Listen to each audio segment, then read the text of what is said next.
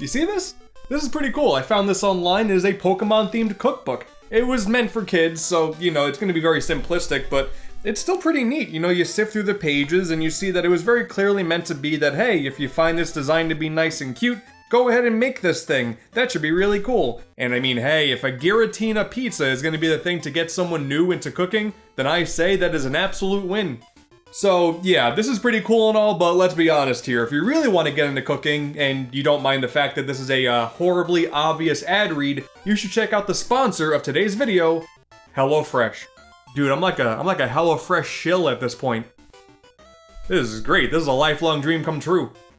Alright gamers, listen up. Many of you out there may be on a monster catching adventure as you're watching this, and trust me, if you are, you're gonna have to learn how to feed yourself, and HelloFresh is the perfect product to get you the knowledge and the resources you need to get that done. Do you want delicious recipes with fresh and perfectly portioned ingredients sent directly to your doorstep? Well, of course you do! Why did I even ask? HelloFresh helps cut out the stressful process of preparing meals and even figuring out what you want to eat in the first place. This service, on top of giving you great ingredients, also provides you with a great instructional recipe card, and roughly 30 minutes later, you have a fantastic meal for your face and stomach, and you will appreciate it, and you will have a meal that you can come back to again and again.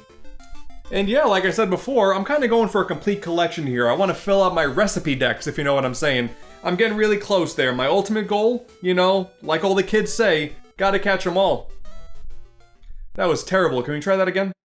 One of my favorite things about HelloFresh is just how flexible it is. When you jump onto the website to decide what you want delivered, you have so many options that you can go through. How many meals do you want that week? Do you want any extra proteins or meal complements? Maybe you have a dietary restriction, that could factor in too. Maybe this week you want to take a break and then come back next week. That level of flexibility is definitely one of HelloFresh's strong suits, and it's something that I take advantage of very often. For real, one of my favorite things about HelloFresh is that usually I make these meals with someone else, so not only do you get great food out of it, but you also get great quality time with others. Especially with the holidays coming up, keep things nice and simple, dive into some of the seasonal recipes as we get closer to the winter season, and cozy up with some comforting homemade food. It's awesome stuff. Thank you once again to HelloFresh for sponsoring today's episode. Get yourself up to 14 free meals plus 3 free gifts by visiting the link in my bio and using the code AntDude3 at checkout. Now, on to the main event.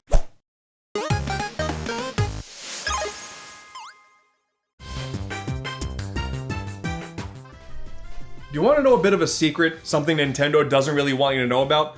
Well, did you know that the developers behind Pokemon, Game Freak, are actually responsible for a ton of games in their entire history that aren't Pokemon? Dude, that's absolutely crazy. I can hear the Pokemon police coming right now. I'm revealing all of their secrets. I get it, you know, it makes total sense. Pokemon is legitimately, like, the most popular franchise ever. Not even just in video games, like, in general. Pikachu's a pretty big deal. All 700 plus of them. So it makes complete sense to see the Game Freak logo in front of all the games and go, oh yeah, that's them, the Pokemon guys. But in actuality, you take one look at their game lineup, and every so often, even recently, they do pull something non-Pikachu out of their butts. And whether or not those attempts are good, well, that's what I'm here to figure out today. What do you mean you never heard of Mendel Palace before? Yep, that definitely screams Mendel Palace to me.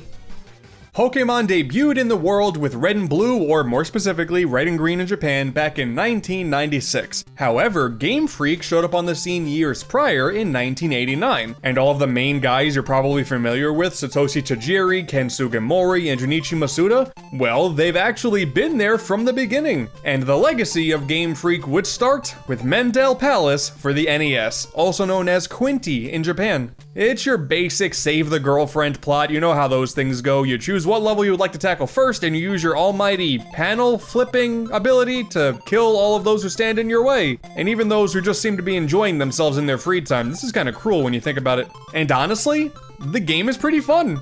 Being that this is a single screen puzzle game, it's not only something that the NES did really well, but it's also one of the games that still kind of holds up today. You can even find and play the game nowadays in the Namco Museum Archives Volume 2 collection, or the Japanese release, the Namcot collection. Didn't think the very first ever Game Freak title would actually be so readily available on a current Nintendo console, but here we are. That's pretty cool.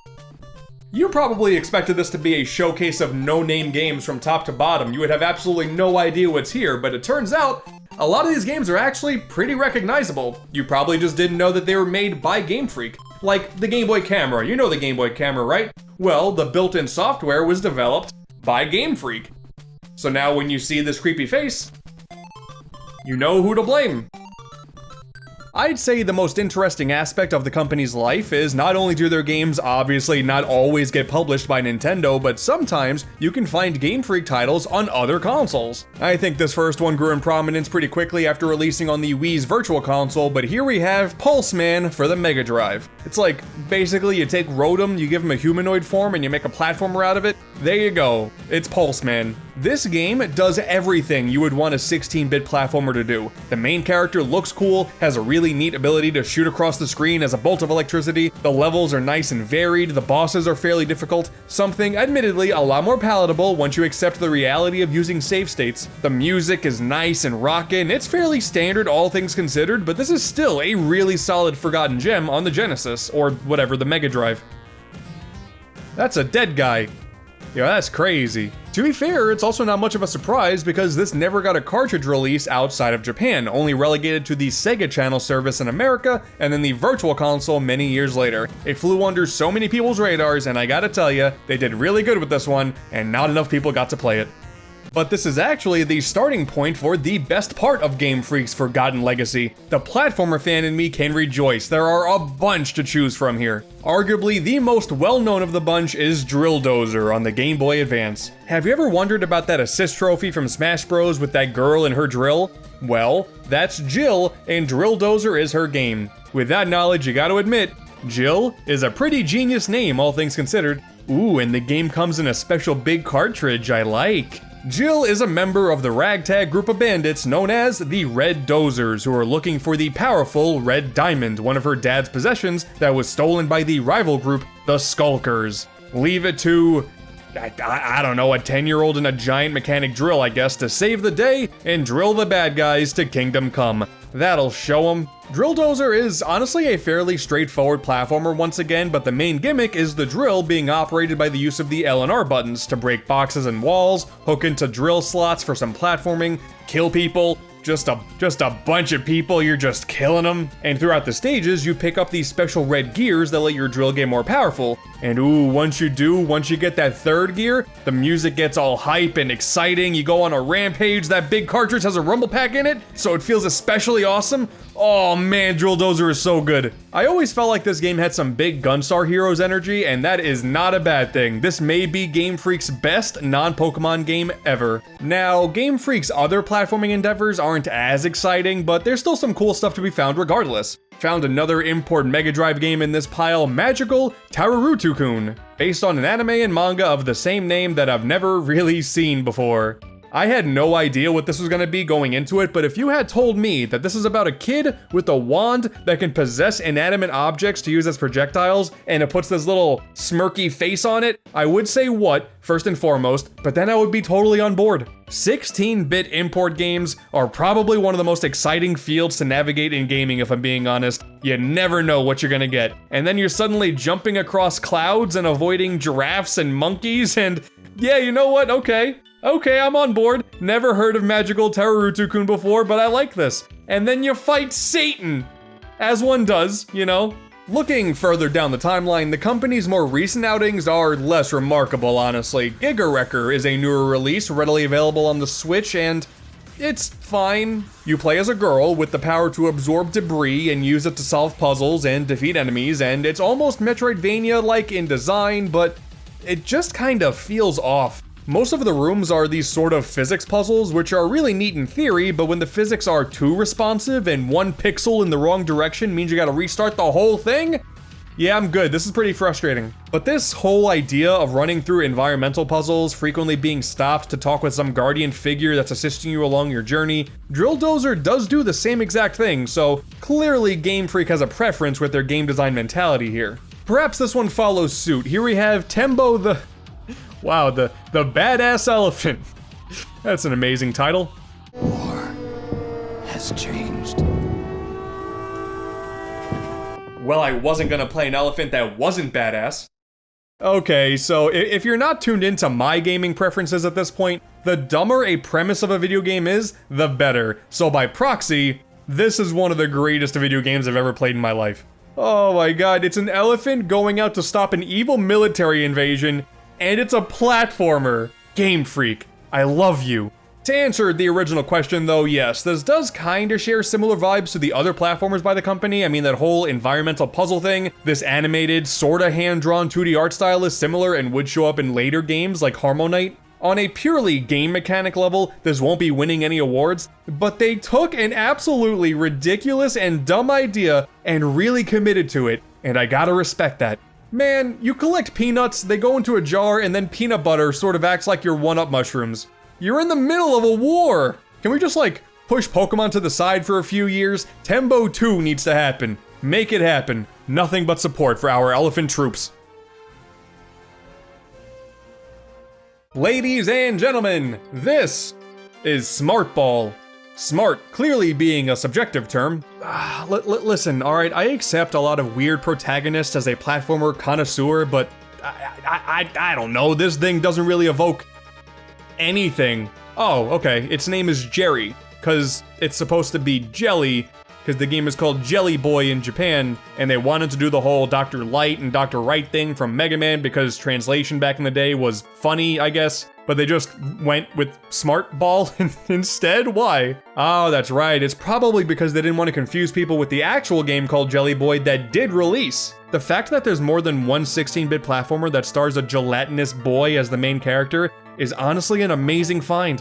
Oh, and that's right, also the publisher for this game is Sony? You know, just in case you wanted an extra level of absurdity with this. But all jokes aside, you gotta be wondering if the game is actually good or not. No, not at all actually, it's quite bad. I did feel like I gave the game a proper shot, but one of your main attacks is just like squishing yourself into the floor and that somehow hurts the enemies, and that feels like garbage. This is a bad game. It turns out there was actually supposed to be a sequel with more playable characters, more gameplay, and enemy variety, but unfortunately, that sequel was cancelled, which means we'll never get to see the long-awaited Smart Ball 2. Aw, damn it. Alright, there's another import we gotta knock out real quick. Game Freak even made a game for the PC engine in Japan. Bizarro de Gozaru no Game de Gozaru. Probably would have called it Smart Monkey if this ever got localized, let's be honest. Yep. Yeah, okay, this may be a bit out of my depth. I don't think Game Freak has any rules. Yeah, I think some of their Japanese exclusive stuff is a bit too abstract for me. Like, hey, they also made this one PS1 game called Click Medic, and But if you thought all Game Freak worked on were platformers, oh well, don't you worry, there is plenty more to choose from. Listen, now we all know that Game Freak provides nothing but the best and most polished original content the gaming world has ever seen, and their non-Pokémon games are no different. That last sentence was a bit of bait.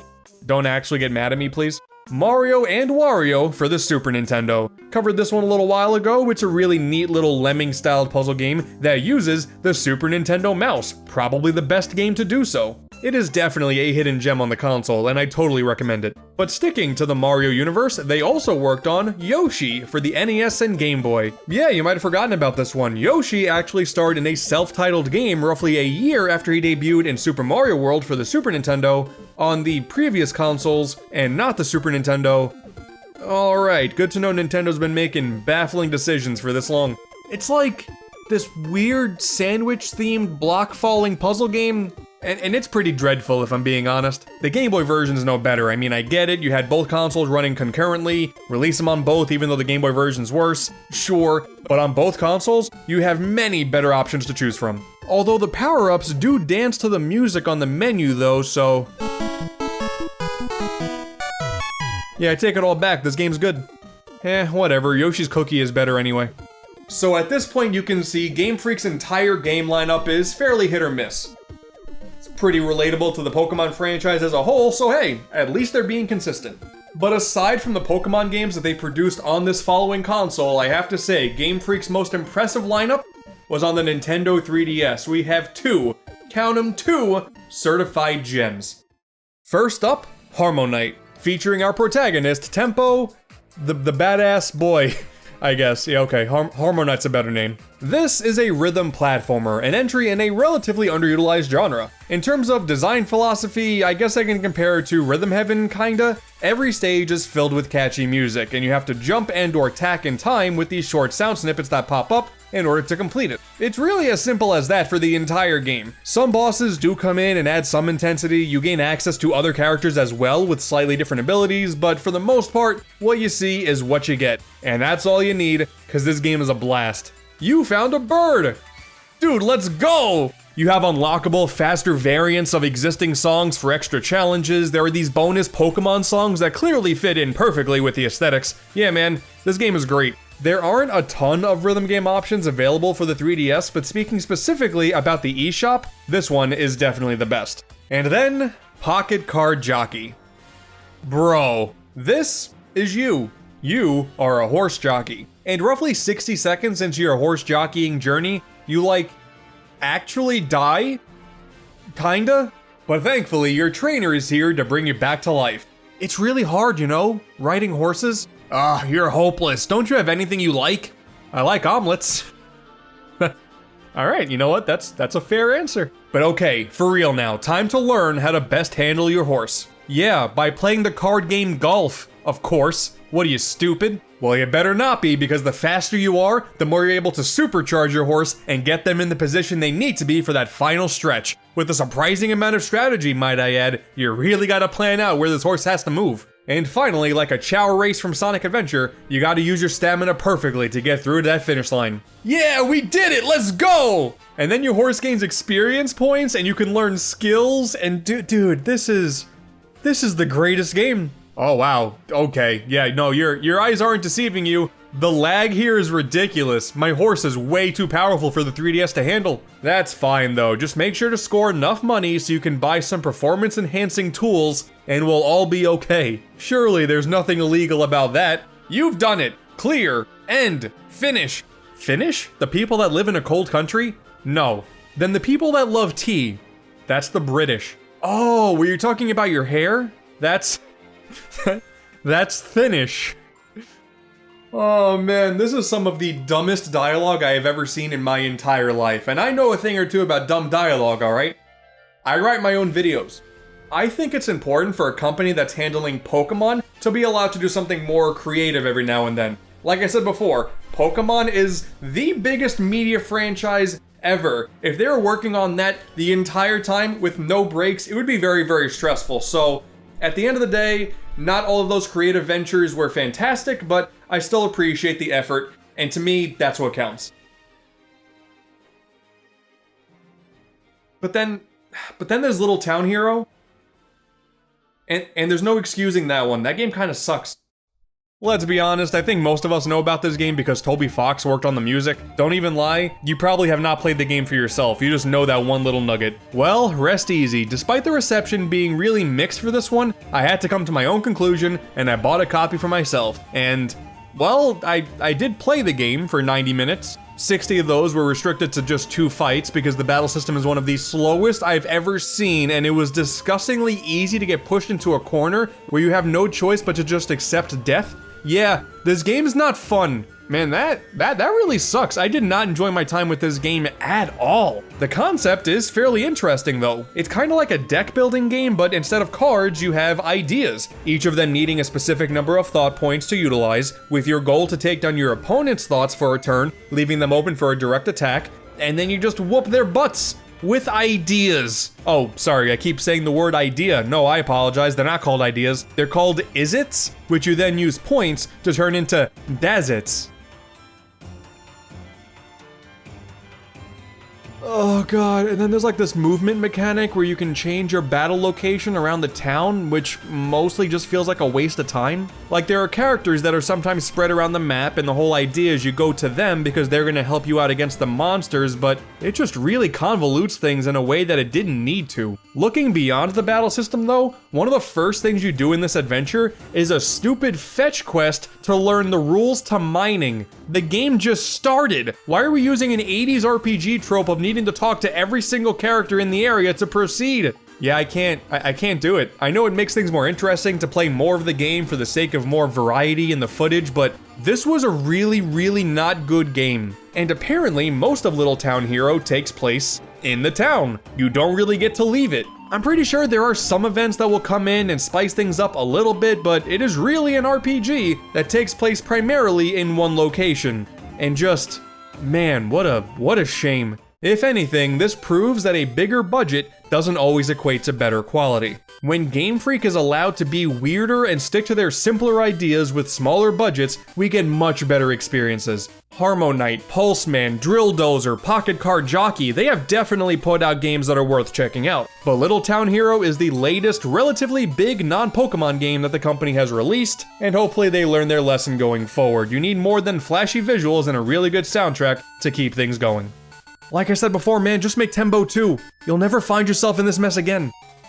So the next time Game Freak makes a questionable Pokemon decision, because there will be a next time, let's not lie to ourselves here, take a step back, don't get mad on Twitter like everyone else, and play some of the games that I know you haven't played yet. It's going to lead to way more interesting conversation that way, I guarantee it. But if that conversation leads to a heated debate regarding Smart Ball, I gotta tell ya, I'm gonna lose my mind. Oh god, why did they call it Smart Ball? That doesn't make any sense.